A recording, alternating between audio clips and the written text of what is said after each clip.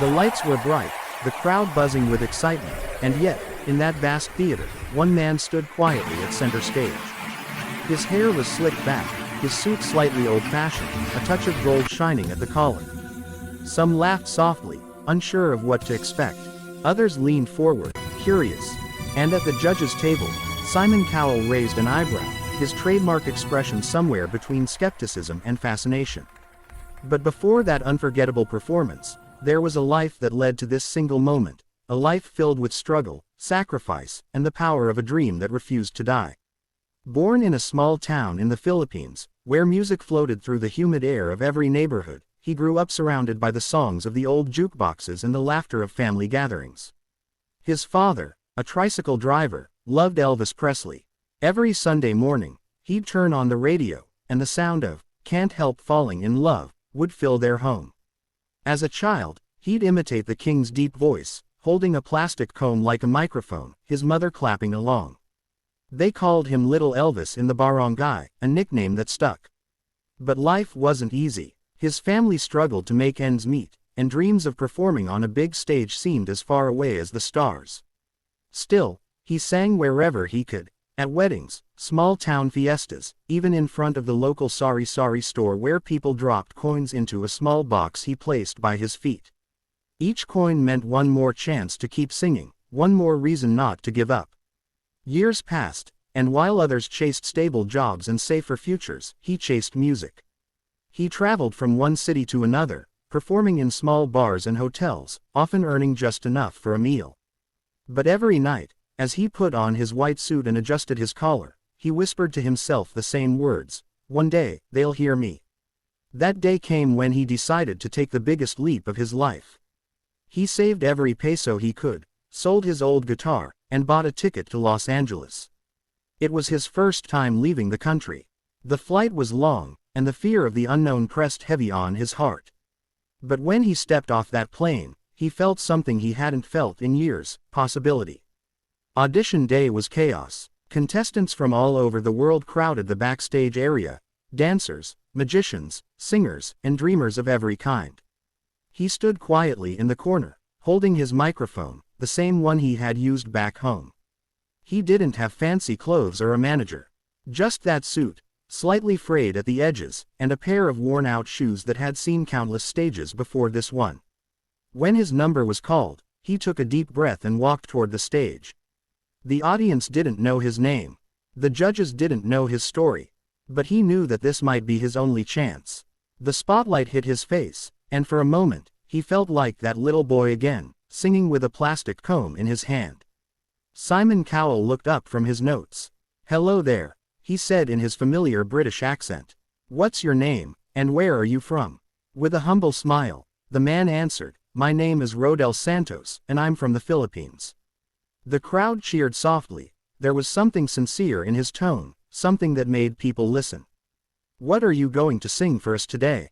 asked Sofia Vergara, her smile kind and encouraging.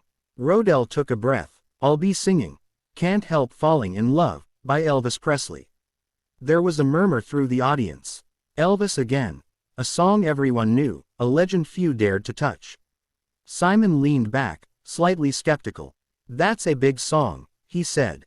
"Let's hear it." Rodel closed his eyes. The lights dimmed slightly. The first notes of the backing track filled the air, soft, nostalgic, almost sacred. Then he began to sing. His voice was gentle at first, trembling slightly, the accent of home laced through every word. But as the melody built, something incredible happened. His voice grew stronger, deeper, filled with a richness that carried emotion beyond words. It wasn't just an imitation of Elvis Presley, it was something raw and pure, a soul crying out through music. In the audience, people began to quiet down. Phones that had been raised to record slowly lowered, as if everyone suddenly wanted to experience the moment with their own eyes, not through a screen. Simon's face changed. The skepticism faded, replaced by surprise, then awe. For once, he didn't say a word. Rodel reached the final line. "Take my hand. Take my whole life too," and held the note with a trembling power that filled the room. When the music stopped, silence followed. No one moved. Then, like a wave, the crowd erupted into applause. Rodel opened his eyes, chairs glistening under the lights. He bowed his head, overwhelmed. Simon Cowell leaned forward, microphone in hand. For a few seconds, he didn't speak, and that silence said everything. Finally, he whispered, "That was beautiful." The audience cheered louder, some even standing. Heidi Klum wiped her eyes.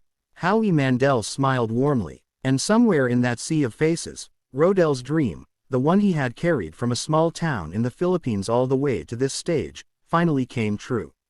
But this was only the beginning. When the cameras cut and the lights began to fade, Rodel still stood on the AGT stage, blinking through tears as the applause washed over him. Simon Cowell had leaned forward again, his usual sharpness softened. "You know," he said quietly, "people try to sound like Elvis all the time.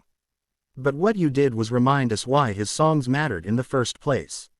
Rodel smiled, still trembling. "Thank you, sir," he whispered. Backstage, crew members stopped him for photos. Other contestants hugged him. Somewhere between disbelief and joy, he called his mother. The connection crackled, but he could hear her crying on the other end. "Anik," she said, "I told you your voice was meant to travel farther than our town." He laughed through his tears. "Mama." Simon Cowell liked it. Within hours, clips of his performance were online. By morning, millions had watched. Comment sections filled with hearts and flags from all over the world. "The Filipino Elvis," people wrote. "The man who made Simon speechless." In Manila, cafes replayed the video on loop. Children imitated his stance. Old fans of Elvis nodded in approval. Producers invited him back for the semifinals. He walked into rehearsals still wearing the same white suit, newly pressed but showing its age. He said he didn't want a new one. "This suit carried me through all the small stages," he explained. "It should see the big ones too." The semifinals came, and once again, he stepped into the light. This time he chose, "If I Can Dream." The first line alone made the audience erupt. There must be lights burning brighter somewhere. His voice was stronger now, not from confidence, but from gratitude. When the final chord ended, everyone knew what they had just witnessed. A man singing not for fame, but for every dreamer who ever felt too small for the world. Simon stood. "Rodel," he said, "this show is supposed to be about finding the next big act. But sometimes, it reminds us that greatness already exists, waiting for someone to notice." The crowd roared again. Whether or not he won the competition didn't matter anymore. The world had already embraced him. Interviews poured in. Tours were offered, but Rodel kept repeating the same line. "All I ever wanted was for one person to believe that my dream was worth hearing." Months later, back home in the Philippines, he visited the tricycle station where his father once worked. He sang for the drivers there, the same way he had as a child. The wind carried his voice across the streets, and for a moment, everything felt exactly as it should. In the end, the story of the Filipino Elvis wasn't just about talent. It was about how music can bridge oceans, how courage can turn a whisper into a roar, and how even the smallest voices can move the greatest of hearts. And that is why Simon Cowell, the man known for his sharp tongue and high standards, could only sit in silence, because some performances don't need judgment, they just need to be felt. So when you hear his voice, remember the journey it took to reach that stage. The small town boy, the long flight, the trembling first note that changed everything. This is not just a performance. It's proof that dreams, when sung from the heart, can echo forever. Thank you for watching. If this story moved you, share it with someone who needs a reminder that hope and talent know no borders. And remember, sometimes, all it takes is one song to change a life.